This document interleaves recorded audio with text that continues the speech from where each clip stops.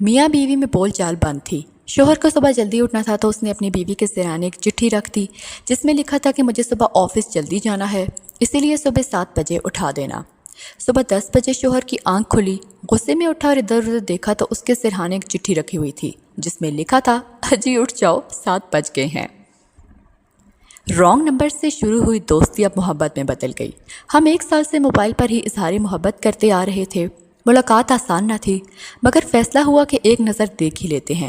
بڑی مشکل سے کچھ دوستوں سے پیسے ادھار لے کر نئے کپڑے اور جوتے خریدے۔ ایک دوست کی منتیں کر کے موٹر سائیکل بھی لی مگر چلانی نہیں آتی تھی تو دوست کو چلانے کا بول کر خود اس کے پیچھے بیٹھ گیا۔ اس نازنین کی گلی سے گزرے تو اس کے بتائے رنگ کے کپڑوں سے اسے پہچان کر دل کی دھڑکن منجمد ہونے لگی۔ وہ بہت خوبصورت تھی۔ شام ہوتے ہی اسے فون کیا، پوچھا کیسا لگا۔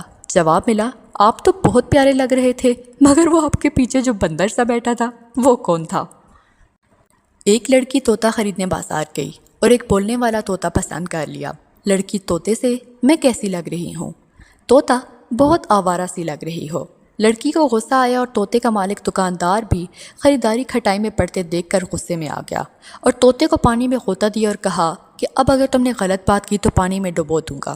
طوطے نے ٹھیک بات کرنے کا وعدہ کر لیا۔ لڑکی طوطے سے پھر بولی اچھا یہ بتاؤ اگر گھر میں ایک میں ہوں اور ایک آدمی ہو تو وہ آدمی کون ہو سکتا ہے؟ طوطا بولا آپ کا شوہر۔